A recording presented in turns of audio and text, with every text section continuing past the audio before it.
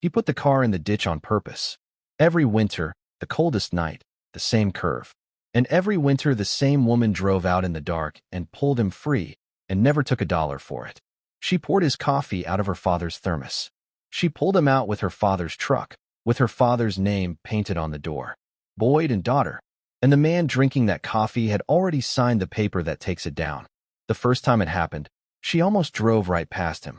She was coming back from a call on the far end of the county, the kind of night where the ice comes down sideways and the wipers stop matching. She saw the shine first. Not headlights, because his headlights were off. Just a piece of chrome catching her high beams at a wrong angle down in the drainage cut where the guardrail runs out. Anybody else would have gone by. She had been driving that stretch since she was old enough to see over a steering wheel, and she knew that piece of chrome did not belong. She backed up along the shoulder and got out into weather that took her breath away in one pull. The sedan was nose down with steam still coming off the hood, and the man inside was sitting perfectly still with his hands folded in his lap, looking at the road behind him in the mirror. Not panicking, not on the phone, not trying to rock the tires out of the mud. When she knocked on the glass, he rolled the window down about 4 inches, and the thing she noticed first, the thing she would think about later for a long time, was that he did not look startled to see her. He did not look relieved either. He looked like a man whose ride had finally shown up. She asked him if he was hurt. He said no. She asked if he had called anybody. He said no.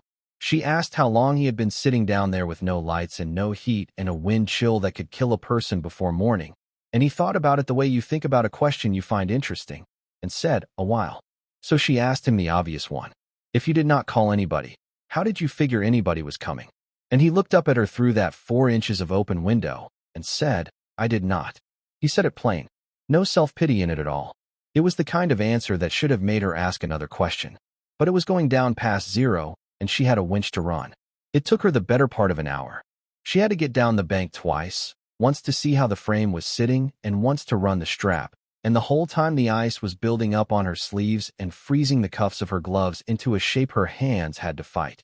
He got out to help, and she told him to get back in the car, in the tone she used on grown men who thought they were being useful, and he got back in the car. He was standing beside her by the end in a wool coat that had never once been worn for work, and he reached into his pocket and came out with a fold of bills thick enough that she could see it in the dark, and held it out. She pushed his hand back. She said, I do not take money off people who are already having the worst night of their week. He said something about how that seemed like a poor way to run a business, and she agreed with him, and said her father had run it that way his whole life, and she had not found a reason to fix it yet. Then she came back from the wrecker with a green thermos, dented on one side, the paint worn down to metal where a hand had held it for 40 years, and poured coffee into the cup that screwed on the top, and put it in his hands. She told him to drink it before he got in the car, because a cold man drives worse than a drunk one, and that was also something her father used to say. He drank it, standing on the shoulder of a county road in the ice at an hour when nobody in the world knew where he was, in a coat worth more than her truck, holding a gas station cup of coffee out of a beat-up thermos like it was the only warm thing left. And then he asked her what she would charge to leave a man out here. She took it for a joke, the kind a man makes when he is embarrassed about needing help, and she laughed and said, more than you have got. He did not laugh back. He said thank you and got in that old sedan and drove off, and he never asked her name. But she saw him in her mirror before he pulled out, and he was not looking at her. He was looking at the door of her truck. He was reading the name painted on it. Before we go any further, I want to be honest with you. I do not know your name, but I know that a story like this only exists because somebody like you stays to hear it. Please subscribe, like, and share this with someone who could use a good story tonight. And if you have a moment, tell me in the comments where in the world you are watching from. Your city, your country, whatever you are comfortable sharing. I read every single one, and I respond personally. Thank you for staying. Because I should warn you now, this story does not end the way you think it does. There is something she does not know about him, and by the time you find out, you will understand why I had to tell it. Her name was Rennie Boyd, though nobody in that county had called her Renata since her mother died. To everybody around the crossroads, she was Rennie, and she had lived every year of her life inside about 9 miles of it. She had a bad shoulder from a job she should have said no to, hands that had not been fully cleaned since she was a teenager, and a way of standing with her weight on one hip that her daughter said made her look like she was arguing with somebody, even when she was not. She was not a soft woman. People misunderstood that about her all the time because of the way she was with strangers on the side of the road. She was not soft. She was raised. Her father built the garage on the corner where the county spur meets the old highway, back before Rennie could walk. A low cinder block building with 2 bays, a gravel lot, and a hand-lettered sign he painted himself and touched up every spring until the year he could not hold the brush steady anymore. It said Boyd and daughter, Otto and Wrecker. And here's the part that mattered to her. He painted the word daughter on that sign the same week she came home from being born. Not later, when she showed an interest. Not when she got old enough to be useful. The same week. Sylvester Boyd built a business, looked at a baby girl, and decided right then what her name was going to be on. Because he had a rule, and the rule was 2 words. You go. Somebody calls, you go. It does not matter what time it is, or how bad the weather is, or whether you know for a fact they cannot pay, and out there most of them could not. You go, because on those county roads there is nobody else coming, and a person sitting in a cold car in the middle of the night is a person doing the loneliest math there is. They are figuring out how long they can last, and who they can call, and whether anybody is coming, and every minute that passes takes something out of them that does not come back. That was how her father explained it, one time, and only once. He was not a talker. He was a man who went. And he never left a call. Not one, in 31 years. Not in the ice. Not in the flood year when half the low road washed out. Not on the holidays. When he died, Rennie was already the one driving most of the nights anyway. She buried him, and she went back to the shop, and the phone rang, and she picked it up on the second ring, and she went. There was no decision. It was more like inheriting a heartbeat. So when the man in the wool coat turned up in that ditch the next winter, on the first hard freeze, same curve, same car, she did not find it strange. She found it unlucky. And when he turned up again the winter after that, she started to expect him. She would watch the forecast in the fall and see the first real cold coming down out of the plains, and some part of her would think, well, I guess I will see my friend from the ditch. It went on for 9 winters, and it was still going on when everything else in her life came apart. 9 times she went out to Fenner's Bend in weather that kept sensible people in bed, and 9 times she pushed the money away and put her father's thermos in his hands. Her daughter Nia thought it was strange from the start. Nia was 26, worked dispatch out of the office because her mother would not let her run calls, and had been trying to talk Rennie into selling the whole operation for years. Nia said the obvious thing, which was that a grown man does not drive off the same curve every single winter by accident. Rennie said he was probably lonely and probably drank, though she had never once smelled it on him, and that either way it was not her job to psychoanalyze a man who needed a tow. Nia said, Mama, he does not need a tow. He is a rich man in a poor man's car, and he keeps showing up on our road. Rennie told her to answer the phone. She never learned his last name. She never asked. And in all those years the only thing that ever changed was that he stopped trying to pay her, because he had figured out she would not take it, and started saying the same 3 words instead every time before he drove away. He would hand her the cup and say, Thank you, Miss Boyd, which should have been the thing that gave him away, because she had never told him her name. She did think about it, that night. Thank you, Miss Boyd. She got most of the way home turning it over before she landed on the answer, and the answer was so ordinary that she was almost embarrassed to have wondered. The name was painted on the door of the truck. Boyd and daughter, in her father's own hand, 8 inches tall, right at eye level for a man standing on the shoulder of a road watching somebody run a winch. He had read it off the truck. Of course he had.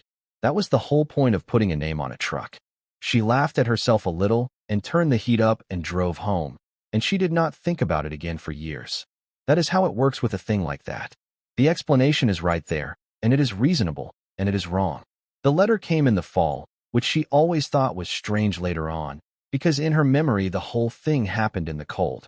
The bay doors were still open, and there was a fan going in the corner, and the mail carrier had to come inside to get a signature, which meant it was certified, which meant Rennie already had a feeling in her stomach before she read a word of it. Certified mail in her experience was one of 3 things. It was taxes, or it was a lawyer, or it was somebody dying.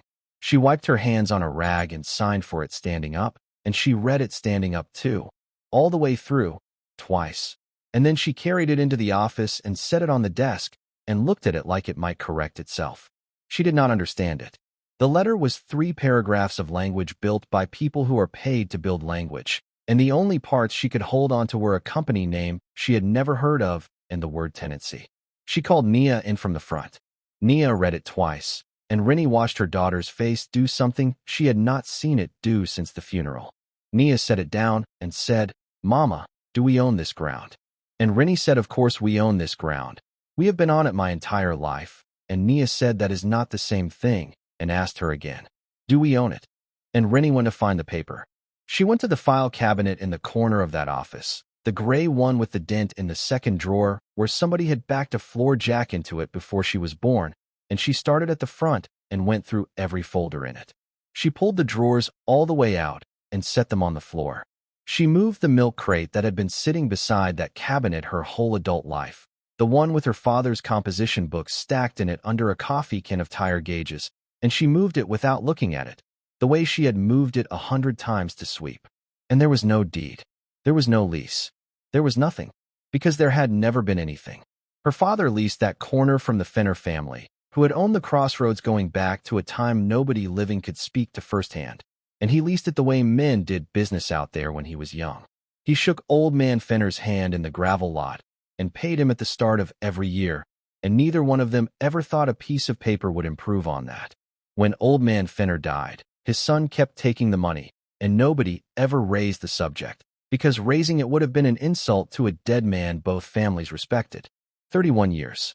3 generations of a handshake. And it held perfectly, right up until the last Fenner sold the crossroads. Tamara Dunlap was the one who explained it to her, and Tamara did not enjoy doing it. She was a legal aid attorney who covered 4 counties out of an office with 2 chairs in it, and she was good, and she was honest, and honest was the part that hurt. She told Rennie that a handshake can be a lease. That was the good news, and Tamara gave it to her first the way you give somebody the good news first. The bad news was everything after, because a tenancy like that one, unwritten, unrecorded, nowhere in the county's books, does not survive the ground being sold out from under it. The new owner takes the land, and the arrangement the old owner had with the man in the cinder block building on the corner simply stops existing. Not because somebody was cruel, because it was never written down. Rennie asked her the question everybody asks, which was whether that could possibly be legal. Tamara said yes. Rennie asked her whether it was right, and Tamara said that was a different question and not one the county was set up to answer. Then Rennie asked the one that mattered. She asked what they could actually do, and Tamara laid it out for her plainly, without softening it, which Rennie later said was the only real kindness anybody did her in that whole stretch. They could file. They could argue that the acceptance of payment year after year created something the new owner had to honor. They could ask for time. They could make noise, and noise sometimes worked, because a company that wants a thing quietly will occasionally pay to keep it quiet. But they were not going to win it. Tamara wanted her to understand that going in. So they made noise.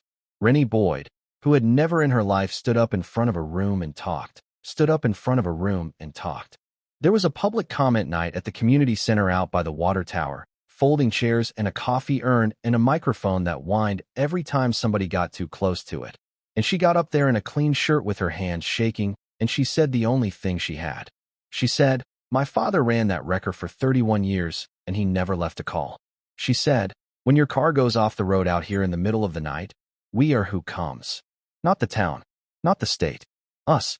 She said, "If you take that corner, people are going to sit out there in the cold waiting for a truck from 40 miles away, and some winter it is going to be somebody's mother, and she is not going to make it, and nobody in this room will ever be able to prove that is why." The room stood up for her. That is the part that stayed with Nia years afterward. Every person in that building stood up and put their hands together, and a woman Rennie had gone to school with cried, and a man she had pulled out of a flooded culvert once came up after and put an envelope of cash in her hand that she gave back. And it did not matter even slightly, because the room had no authority. The decision about that corner had already been made in a building none of those people would ever stand inside, by people who would never drive that road, and the public comment night was not a place where a decision got made. It was a place where a decision got absorbed. They ran the meeting. They wrote it down. They went home. The filings failed the way Tamara said they would. Not with a bang. Nothing about it was dramatic, and Rennie always said that was the strangest part, that a thing that size could happen so quietly. There was no argument. Nobody came out from the company. There was a response, and then there was a determination, and then there was a date. And on that date, a crew Rennie did not know pulled into the gravel lot with equipment on a lowboy trailer, and a young man with a clipboard and a genuinely apologetic face asked her to move her truck. They took it down in one afternoon. That is the thing she could not get over. Her grandfather hauled the block for that building. Her father laid part of it himself and worked in it his entire life and died with the key to it in his pocket. It stood through every storm that came through that county in her lifetime. And it took 4 hours and one machine. She stood across the road the whole time because she was not going to give anybody the satisfaction of watching her not watch. The sign came down early, before the walls, and it came off the front in 2 pieces. And when the crew was loading out, the young man with the clipboard walked one of them over to her and held it out without saying anything, and she took it. It was the half with daughter on it. She kept working. She parked the wrecker in her own driveway and kept the phone forwarded and kept going out of a truck with no shop behind it, which meant she could pull you out of a ditch, but she could not fix what was wrong with you once she got you back on the road. And every time somebody said thank you, she felt it worse, because they were thanking her for half of what her family used to be. Nia begged her to stop. Nia said, "You are running ice calls at all hours out of a driveway for people who cannot pay you on land somebody took from you." And Rennie said, "They took the building." And then, that spring, the freight company broke ground 3 miles the other direction. Everybody had assumed the crossroads was going to be part of it, and that assumption was the only thing that made the whole business survivable, because progress is a thing a person can be angry at and still understand. But the hub went up on cheaper flat ground on the other side of the county, exactly where the engineering had always said it should, and it had nothing to do with the crossroads, and it never had. The corner where Boyd and daughter stood for the better part of 40 years was graded flat, seeded over, and fenced. And then nothing happened on it. No building, no sign, nothing at all. Rennie drove past it most days because there was no other way to get anywhere. Grass came up through the fence line. Somebody's company paid somebody else to come cut it twice a year and paid the taxes on it and paid for a gate with a lock on it that led to a field with nothing in it. She would lie awake and try to build a story where it made sense, some plan that fell through, some investor who lost his nerve, and none of them held, because a plan that falls through does not keep paying to mow the grass. Somebody wanted that ground empty. And the only thing she could think, the thought she kept pushing away because of how it sounded, was that it had not been bought. It had been taken. That winter, on the first hard freeze, she drove out to Fenner's Bend, and he was there. Same curve, same old sedan, same man sitting in the dark with his hands folded. And she was tired in a way she had not been the other times. And when she got him up on the asphalt and poured the coffee out of the green thermos, she talked. She had not meant to. She told him the whole thing, standing on the shoulder in the cold with her breath going up in the headlights. The handshake, the letter, the room full of people standing up for her that could not do one thing to help. The 4 hours. She told a man whose last name she did not know that she still had the piece of the sign with daughter on it in the back of the truck because she could not think of anywhere to put it. And he listened. He listened the way almost nobody listens, without waiting for his turn. And when she was done, he did not offer her money, and he did not tell her he was sorry the way people do when they want the conversation to be over. He asked her questions, careful ones. He asked how long her father had run it. He asked whether he had run the wrecker himself or hired it out. He asked, and she remembered this one because of how quiet he asked it, whether her father had worked the bad winters or whether that had been somebody else. She said he worked all of them. She said he never left a call in 31 years, not one. And the man in the wool coat was quiet for a while. Then he handed her back the cup, and he said, "I am sorry for your loss." She thought he meant the building. Nia was the one who would not let it go. She sat down at the kitchen table one night with a laptop and the letter and started working backward from the only name on it. What she found was not a company. It was a nesting doll. The name on the letter owned nothing and employed nobody, and it was held by another one, which was held by a trust, which showed up attached to a dozen other holdings across 4 states with no pattern to them she could see. It took her most of a month of nights. And at the bottom of it, on a filing that had been sitting in public view the entire time because nobody had any reason to look, there was a person. She did not tell her mother right away. She told Miss Odell first, because Miss Odell Barnes had run the diner at the crossroads since before Nia was born and knew more about that intersection than any deed office. They sat in the corner booth after the lunch crowd cleared. Nia said the name out loud, and Miss Odell, who had been wiping down the same 6 inches of table for the length of the conversation, stopped wiping. She said, "That man has been coming out here for years." Nia said, "Since the sale." And Miss Odell said no. Not since the sale. Before it. Long before it.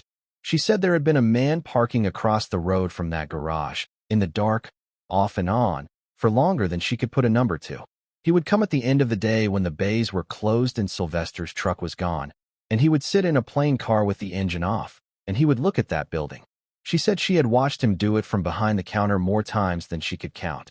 She had assumed he was somebody's son, come back to look at where he grew up, which is a thing people do, and which is the only reason a person sits in the dark and looks at a building. Nia asked her why she never said anything. And Miss Odell said, "Because looking at a building is not a crime, baby." And then she sat down across from Nia, which she did not do, and asked a question of her own. She asked whether Sylvester had ever talked to her about the winter of the big ice. Nia said she knew there had been a bad one before she was born. Miss Odell said, "There was a wreck at the bin that winter." Nia said she knew that too. Everybody knew that.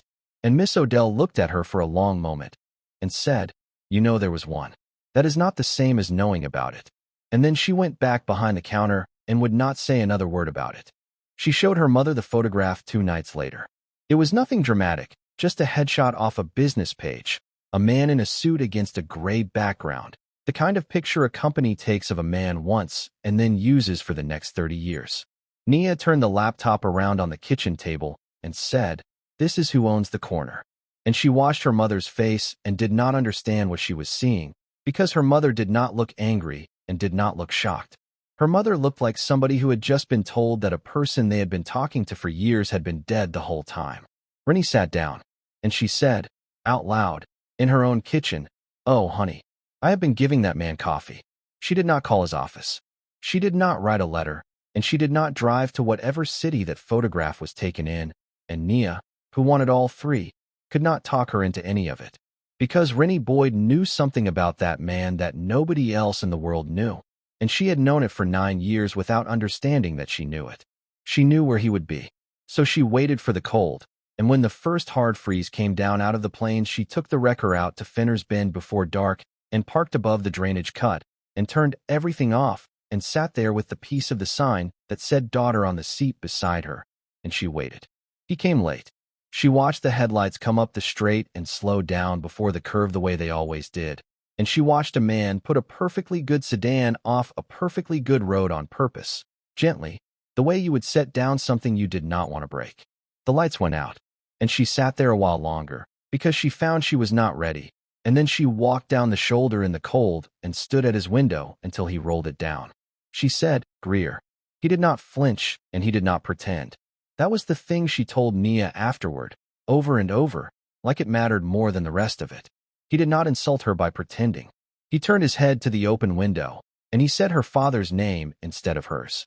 He said, "Sylvester Boyd." And then he said, "Would you sit down? There is not a version of this where you are still standing up at the end of it." So she got in the passenger seat of a stranger's car in a ditch on the coldest night of the year, and he told her. He was 10 years old. It was the winter everybody out there still measures other winters against, the one where the ice came down for 2 days and the whole county went dark. His father was Wendell Grier, and his father worked nights, and his father was driving them home. He did not remember the curve.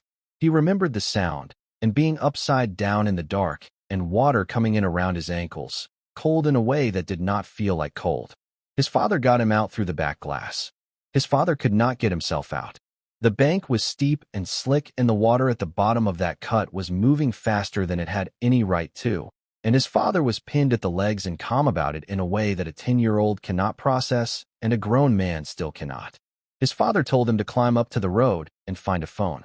So he did.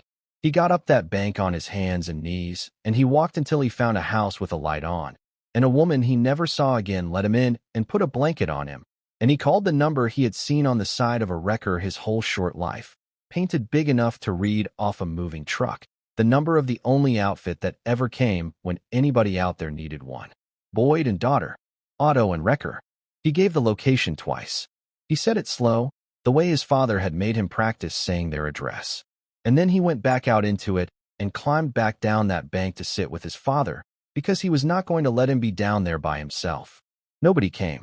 He sat down there in the dark, and he does not know for how long.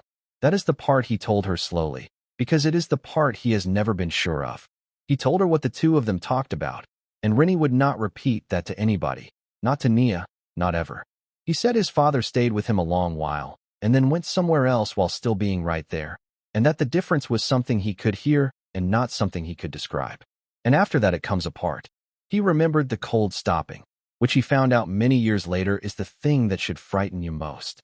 He remembered deciding he ought to stand up and not being able to explain to himself why he had not. And then there is nothing at all. The next thing Solomon Grier has is a room with a light on in it, and a woman he did not know asking him his name. Nobody in that room could tell him how he got there, or would, and he was 10 years old and did not know that a child is allowed to keep asking. And in the weeks after, when a finding came out with an official seal on it that said no wrecker ever responded to that call, a boy took that piece of paper and laid it over the hole in the middle of his own memory. And it fit. It explained everything. He had climbed up in the ice. He had made the call. He had said the words correctly. He had gone back down to sit with his father, and nobody came. That was the shape of the world, and he had the document to prove it. He said, "I learned that you can do everything right, and it does not matter. Somebody on the other end can write your location down and simply not come." And after that, he said, "There is no version of you left that believes anybody is coming."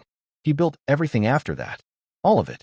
The freight, the routing, the yards, the whole architecture of a man who had decided that the only way to be safe was to be the one other people are waiting on. And every dollar of it, he told her, was aimed at one thing he had never said out loud to a living person, including Calvin Reese, who had worked for him for 20 years and had begged him not to do it without ever once being told why. He wanted to buy that corner. He wanted the building gone and the name off the road, so that nobody driving past that intersection would ever again see the name of the people who did not come. Rennie sat there and listened to a man explain, calmly, in a car in a ditch, why he had taken her family's life's work off the face of the earth. And when he was done, she did not scream at him. She said the only thing she had, which was the same thing she had said into a microphone at the community center with her hands shaking. She said, "My father never left a call. 31 years. Not one." And Solomon Grier said, "He left one." Then he said the rest of it, and it was not an accusation. It was almost gentle. He said, "I have been coming back to this curve since I was old enough to drive myself. Every winter, on the coldest night, I put the car exactly where his went." He said some part of him that was still 10 years old went down that bank every year to find out whether the answer had changed. And then he looked at her. He said, "Somebody came. Every single time. 9 years, and somebody came, in the worst weather of the year, and would not take my money and put coffee in my hands." He said, "It was you. It was always going to be you. Of all the people on this road, it was the Boyds, and I had already signed the paper, and I have not had one night of sleep since." She drove home with the heater roaring and did not remember the drive. She went into the house past Nia, who stood up and said her name twice. And she went to the back room where everything from the office had been stacked since the afternoon the walls came down. And she found the milk crate. It had been in her hands 100 times. She had carried it out of a building she was being evicted from and never once thought about what was in it, because what was in it was a lifetime of her father writing down other people's bad nights. And she had assumed, the way you assume things about your own family, that she already knew everything it said. She sat on the floor with the coffee can of tire gauges beside her, and she read all night. Every call. His handwriting got smaller in the cold months because he rode in the truck with his gloves on. Every entry was the same handful of things: where, what, whose, and whether they paid. And most of the time in those early years the last column just said no. She read her whole childhood from the outside. And she found the winter of the big ice, and she found the night. And her father's handwriting was there where it had always been, and it said he took the call. He took it. He wrote down the location the way the boy on the phone gave it to him.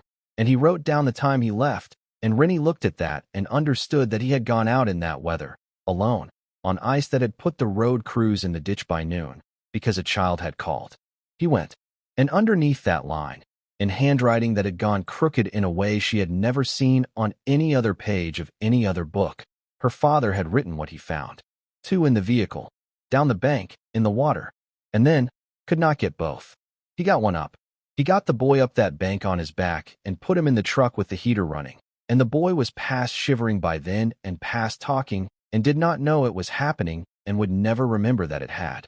Then he went back down for the man, and the water was moving and the car had shifted, and he stayed down there trying until there was no point in trying. And the last thing on that page was not a report. It was 3 words, in handwriting that barely held together. It said, "Boy is alive." She read it maybe 40 times. And then she understood the rest of it. All at once, the way you understand a thing you have been looking at your entire life. There was an official finding about that night, and the finding said no wrecker responded, and her father never contested it. Not once. He let that stand for the remainder of his life. Because the only way to correct the record was to stand up in front of that county and say, "I was there, I got there, and I had to choose, and I chose the boy." And Sylvester Boyd could not put that sentence in the air. He could not make Wendell Grier's widow and Wendell Grier's son live in a world where a man had picked. So he let them believe nobody came. Because a man who never showed up is easier to be angry at than a man who showed up and had to leave your father in the water. And the boy could not contradict him, because the boy had been unconscious in the cab of his truck and would grow up with a hole where that hour should have been. He carried it by himself. He took a child he never got the name of and turned him into a rule. And he ran that wrecker for the rest of his life and never left another call. Not one, not in ice, not in flood, not on the holidays. And he never told a living soul why. She brought Solomon the book. She drove out to Fenner's Bend on a gray afternoon, and he was already there, parked on the shoulder above the cut, and she handed it through the window and showed him the page and then walked up the road and stood with her back to the car for a long time, because a man is entitled to that. He was reading the handwriting of the man he had spent 30 years erasing. His name was not in it. His name was the 3 words at the bottom. He could not give her the garage back. It was gone, and there is no amount of money on this earth that rebuilds a building your grandfather hauled the block for. What he had taken from her was never really the building anyway, and once she had read that page she knew it, and so did he. He had taken her father's name and worn it as the reason for his whole life. So he gave it back. And he gave it back in the only currency that cost him anything. He put his own name on it. A man who had spent 30 years being a signature at the bottom of documents nobody read stood up in public, with his face and his company and his father's name and his own, and said the finding was wrong. He said, "I was the boy in that car." He said, "A man came for us that night, and whether nobody should have been out in, and he carried me up that bank on his back, and he went back down for my father and could not get him. And he let this county believe he never came so that I would not have to know I was chosen." He said, his name was Sylvester Boyd, and I tore his garage down. For a man like that, the story of who he is was the only fortune he had. He spent it. The corner is still empty. Rennie took the half of the sign that says daughter and bolted it to the front of her own house facing the road, so that anybody coming up that spur in the dark still knows exactly who to call, and the phone still rings, and she still goes. And the following winter, on the first hard freeze, she drove out to Fenner's Bend the way she had for 10 years. Solomon Grier was there, but he was not down in the cut. He was parked on the shoulder with his hood up and his flashers going, standing beside the car in that same wool coat, waiting for her in the open, because a man does not need to put his car in a ditch to find out if somebody is coming once he already knows the answer. She pulled up behind him. She got out with the green thermos, and standing there in the cold with the cup in her hand, she said the only thing left that either of them needed. She said, "He did not choose you. You were just the one he could reach." And the 2 of them stood on the side of a county road drinking her father's coffee, in the exact spot where he had decided what kind of man he was going to be about a boy whose name he never learned. Her father spent the rest of his life believing he had failed one family. He had saved one and lost one on the same night, in the dark, with a rope in his hands and no time to be a better man than he was. And the child he pulled up that bank grew up and spent 30 years hating him for it, and tore his life's work to the ground, and never knew he was standing there because of him. Some debts get paid by people who never find out they were owed. So let me ask you what I have been sitting with since I first heard this one. If you had been Sylvester Boyd at the top of that bank, with a rope and enough time for one, could you have made that choice? And having made it, could you have carried it by yourself for 31 years, and let an entire county think you were the man who did not come? So tell me, down in the comments, and if Sylvester Boyd got to you the way he got to me, please subscribe if you haven't, and send this to somebody who needs to hear about a man like that tonight. I have another one for you when you are ready. Thank you for watching.